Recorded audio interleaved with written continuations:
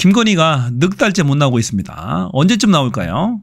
제가 봐서는 5월 달에 한미일 정상회담이 예정돼 있다고 하는데 그쪽에서 미국과 일본에서 부부가 같이 온다라고 하면은 김건희가 피하기는 어렵지 않을까 싶어요. 자, 사실은 루마니아 대통령 부부가 국빈 방문했잖아요. 부부가 같이 왔어요. 그런데 신기하게도 혼자 다닙니다. 혼자 와요. 신기한 일이에요, 이건. 영부인 없이 혼자 옵니다. 사실은 여기서 첫 대면할 때, 정상회담을 위한 첫 대면할 때 부부 동반으로 기념 촬영을 하는 게 관례입니다. 그런데 대통령이 혼자 첫 대면에서 혼자 이 대통령을 혼자 맞이합니다. 김건희가 카메라 앞에 설 수 없기 때문에 그런 거죠. 굉장한 외교적 결례입니다. 이런 일이 있었어요. 한번 볼게요. 대통령 혼자였고 윤석열 대통령도 혼자 오잖아요. 마중을 나갔습니다. 외교 행사인 여사들과 이거 완전 이상한 겁니다. 완전히 완전 이상한 거예요. 상대방에 대한 진짜 그 예의가 아니죠. 루마니아 언론들이 다 지켜보고 있잖아요. 방송을 우리 여사님은 못 나옵니다. 왜냐하면은 대한민국의 김건희 여사께서 여러 범죄 혐의들을 받고 있고 언론에 노출되면 안 되기 때문에 여사님께서도 같이 못 나와야 됩니다. 딴 데 가 계세요. 이렇게 이제 부탁을 했다라는 건데 상호 협의가 미리 됐다고 하는 거잖아요. 이게 완전 이상한 거죠. 이건 있을 수 없는 외교적 결례입니다. 영부인으로서 역할을 제대로 못하고 있는 거죠. 이쯤 되면 사직해야 되죠. 영부인 사직해야 됩니다. 이혼을 하든 어떻게 하든지 간에 좌우지간에 결단을 내야 되는 거죠. 이거 창피한 거죠. 그럼에도 불구하고 보면은 외교 행사인 여사들 간에 배우자 프로그램은 진행된 것으로 알려졌다. 비공개였다. 자, 공식 행사였는데 비공개였다라는 것이 대통령실의 공식 입장입니다. 이상한 거예요. 공식 행사인데 비공개예요. 대한민국 세금으로 운영되는데 왜 비공개해야 됩니까? 이상한 거예요, 이것도. 모든 게 다 비정상입니다. 자, 스페인 총리가 사임을 고심하고 있답니다. 그런데 볼까요? 별 큰 죄도 아니에요. 이 부인이 스페인 총리의 부인이 베고냐 고메스인데 2024년까지 4년간의 대학 산하 연구기관 임원으로 재직했답니다.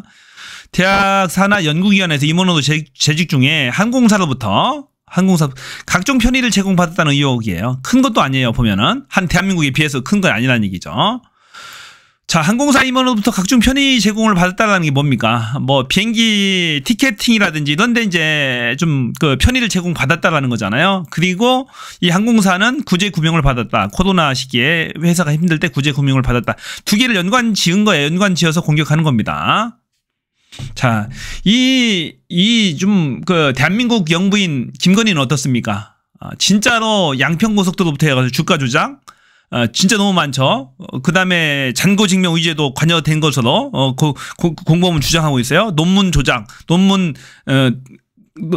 그 표절 의혹부터 해가지고 경력 조작 너무 많은 그 혐의가 있어요. 특히나 주가 조작은 모녀가 지 엄마하고 같이 해서 23억의 이익을 얻었다는 것이 이미 나왔잖아요. 그런 중체대한 범죄 혐의가 있어요. 있는데 스페인 총리는 이 조사를 시작했다는 그 이유만 하나 부패 혐의, 그 권한남용 부패 의혹 조사에 착수했다라는 그 사실 하나만 가지고도 사퇴를 고심하고 있다고 합니다. 여기에 비하면 완전히 조족시효에 얘기예요. 세발의 피란 얘기죠.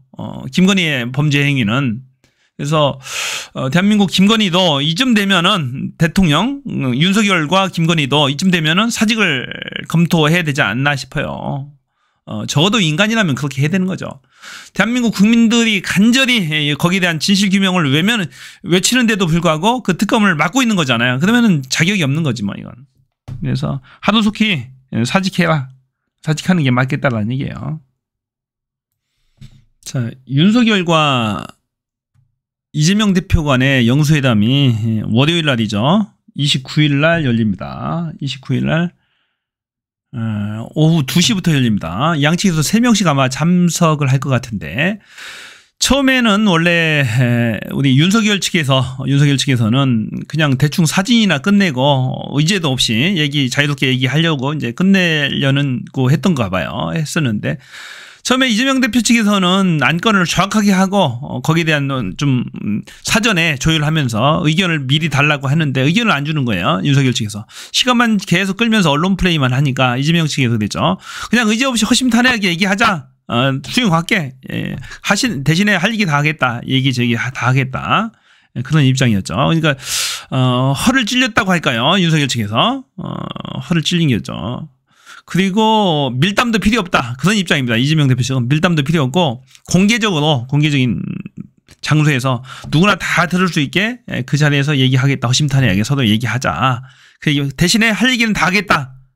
어차피 윤석열은 들어주지 않거든요. 어차피 들어줄 수 있는 게 윤석열은 거의 하나도 없습니다. 제가 봐서는. 단지 위기를 모면하기 위해서 그냥 임시 방편적으로 회담에 응하려고 하는 그런 스탠스인 것 같아요. 보니까. 그래서 대신에 이쪽에서는 주장할 거 아무도 못하는 얘기 윤석열한테 할 얘기 다 하겠다. 특검법 얘기도 하겠다. 뭐 최상병 특검, 김건희 특검 이것저것 다 얘기할 수도 있어요. 전 국민 25만 원 지원금 포함해서 할 얘기는 다 하게 들어주고 안 들어주고는 그쪽 사정이고 일단은 주장은 다 하겠다. 그동안에 아무도 윤석열한테 하지 못했던 국민의 소리를 가감없이 전달하겠다라는 겁니다. 만일에 윤석열이 이렇게 얘기했음에도 불구하고 하나도 들어주지 않는다라고 하면 여론의 역풍은 윤석열이 맞게 될 것이다. 그래서 지지율이 폭락하게 될 거다라는 얘기죠. 자, 지지율이 계속해서 빠질 가능성이 상당히 높습니다. 지금 한동훈과의 사이가 안 좋기 때문에 한동훈도 국힘 내에서는 지지층이 상당히 있습니다. 현재 있기 때문에 그 지지율이 반토막 나는 거야. 기존에 30%대 콘크리트 지지층이 있었다라고 한다면은 그것이 지금 붕괴가 돼가 23% 왔다 갔다 하잖아요. 그러면은 한동훈에 대한 지지율이 포함되어 있는 거예요, 거기에는. 그래서 그 빠진 데는 영향을 미쳤던 거죠. 그래서 이번에 영수회담에서 다시 윤석열이 아무 특별한 이유도 없이 거부할 겁니다, 거기는. 이유를 댈 수가 없는 거죠. 그렇다고 한다면은 지지율이 확 빠져서 10% 진입은 거의 따놓은 당상이지 않겠나 싶어요. 자, 이 장용진 TV에서 어저께 장용진 기자가 아주 놀랄만한 소식을 전했죠.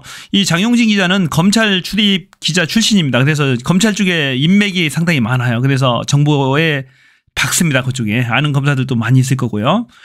그런데 이제 중앙지검장의 쿠데타 어차피 잘릴 거면 차라리 먼저 쳐라라는 그런 내용인데 제가 이제 그 내용을 보니까. 자, 윤석열이가 지금 이 송경호를 자르라고 계속 압박을 하고 있다라는 겁니다. 법무부 장관을 통해서 박성재를 통해서 계속해서 압박을 하고 있는데 지금 못 자르고 있다라는 거예요. 이원석 검찰총장이 동의를 안 해준답니다. 이원석과 송경호가 반발이 아주 심하다고 그래요. 자, 대통령은 자꾸 자르라고 하는데 못 자른다라는 얘기예요. 밑에서 반발하기 때문에. 왜냐하면 이 인사권이 법무부 장관한테 있지만은 인사협의권이 검찰총장한테 있다랍니다. 협의를 해서 검찰총장과 협의를 해서 법무부 장관이 인사를 하는 것인데 협의를 안 해준대요. 이 송경호가 이원석 검찰총장이. 왜냐하면은 이 송경호의 입장은 그거예요. 지금 김건희 수사 관련해서 윤석열과 뜻을 달리하는 건데 김건희를 수사를 않고 수환조사도 않고 현재 어떤 처리를 뭐 기소도 않고 불기소도 않고 그대로 있는 거잖아요. 어떻게 보면 직무유기입니다. 공범들이 1심이 끝나고 2심이 끝나가는데 아직도 수환조사도 않고 처리를 안 하고 있다는 건 직무유기잖아요. 그러면 어떻게 됩니까? 탄핵 사유가 되는 검사 탄핵 사유가 되는 거예요. 검사 탄핵을 당하게 되면은 뭐 퇴직금도 다 날아가는 거고 그 다음에 변호사 개업도 못 해요. 한 5년 동안은. 그러니까 꼼짝 못하고 이제 이거 죽겠는 거야 지금. 송경호 입장에서 봐서 송경호나 밑에 실무 검사들 입장에서 봐서는 완전 미치겠는 거죠. 김건희 때문에 자신들이 먼저 죽게 생겼어요. 그러니까 어떻게든 소환조사를 해야 된다는 겁니다. 김건희를 소환조사를 해서 뭐 약식 기소를 하든 벌금형을 때리든 어떻게 하든지 간에 처리를 해야 되겠다라고 계속해서 하는데 동의를 안 해준다는 거예요. 지금 대통령실에서. 김건희나 윤석열 측에서 동의를 안 해. 근데 그것도 웃기잖아요. 무슨 협의를 합니까? 무조건 강제 수사죠. 수사가. 말이 안 되는 거예요. 그 자체가 위법인 거죠. 어떻게 보면은. 전에도 기사가 그 비슷한 기사가 한겨레인가 어딘가에 나왔었는데요. 이거 위법 상황이 계속되고 있는 거예요. 수사하는데 무슨 조율합니까? 그냥 강제 수사죠. 수사가 말이 안 되는 거예요. 수사의 개념과 전혀 정반대의 행위를 하고 있는 거죠. 그 자체가 어떻게 보면 위법 사유가 되는 거죠. 또 다른. 그래서 지금 팽팽하게 대립하고 있다는 건데 그래서 이 송경호 서울지검장 언제든 짠을 준비를 하고 있다는 건데 어차피 잘릴 바에야 검찰 내부에서 그냥 쳐버리자. 그냥 불시에 압수수색하자. 누가 잘하던 겁니까? 윤석열이가 잘하던 거죠. 윤석열이가 문재인 정부 시절에 그냥 청와대를 강제로 압수수색 해버리잖아요. 치고 들어가는 거죠. 그래서 계속해서 문재인 대통령은 계속해서 무서웠던가 봐요. 이 윤석열이. 그렇게 저돌적으로 청와대를 수사를 하고 하기 때문에 무서웠기 때문에 살살 달래려고 하다가 검찰총장한테 당해가지고 대통령까지 되게 만들었던 거잖아요. 그런 건데 지금 그래서 검찰의 분위기가 심상치 않다라는 겁니다. 물러서지 말고 쳐버려야죠. 그래서 송경호나 이원석 입장은 그게 제일 싸게 끊는 거다. 윤석열한테 그도 설득하고 있답니다. 어차피 특검 가면은 다 구속되고 다 망하니까 대충 해서 벌금이나 살살 때리면은 되지 않느냐. 그러면 한번 처벌을 받게 되면 일사 부재리 원칙에서 두 번 다시 해당 동일한 건으로는 처벌받지 못하게 돼 있거든요. 법리상으로요.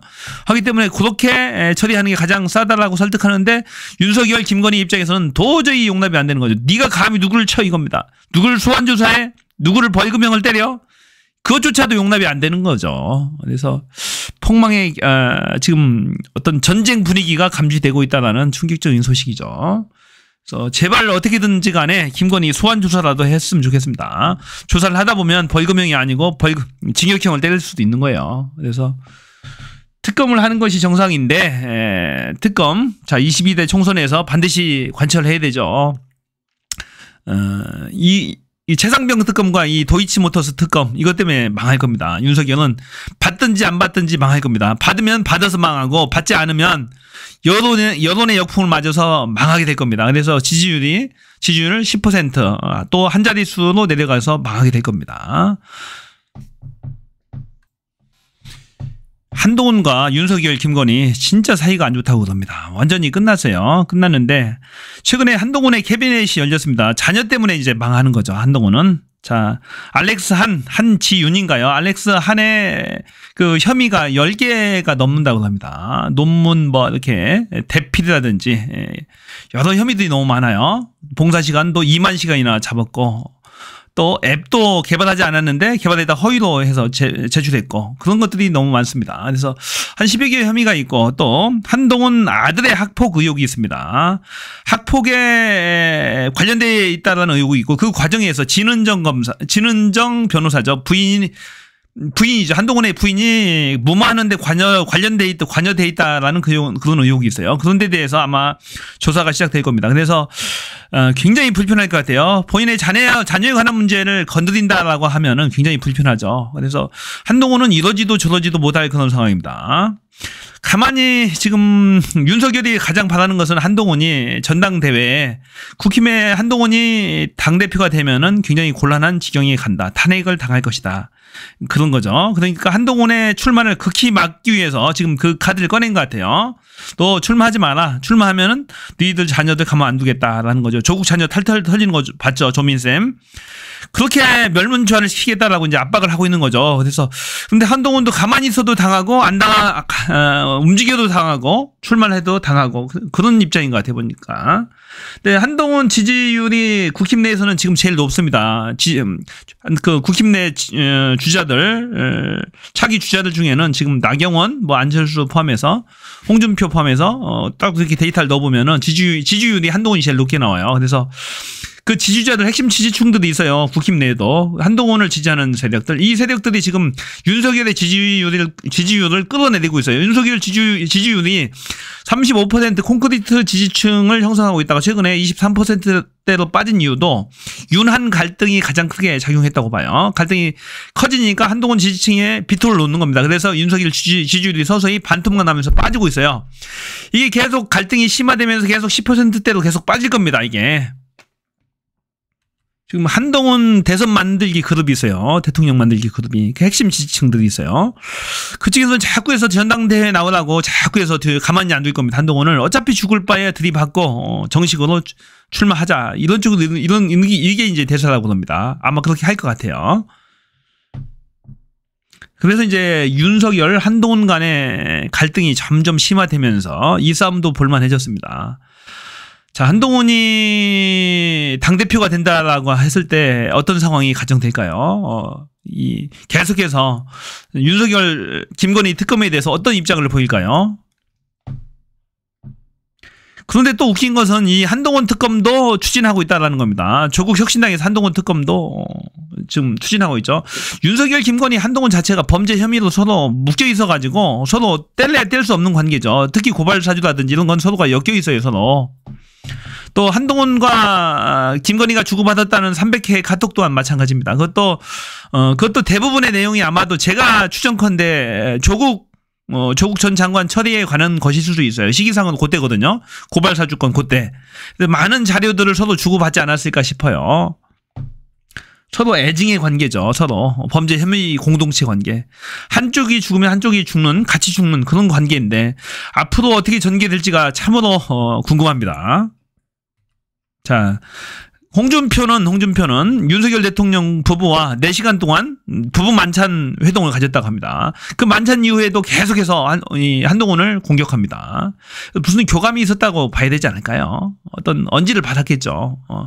배신당했다고, 배신했다고 한동훈, 추정컨대 한동훈이 나를 배신했다. 뭐 이런 내용이겠죠. 그 홍준표가 공격한 내용이 배신 프레임이잖아요. 배신자다. 이 한동훈은 주군인 윤석열을 배신했다. 이런 프레임을 자꾸 씌웠잖아요. 그러니까 한동훈이 그러잖아. 나는 배신한 게 아니고 틀린 걸 틀리다라고 말하는 것이다.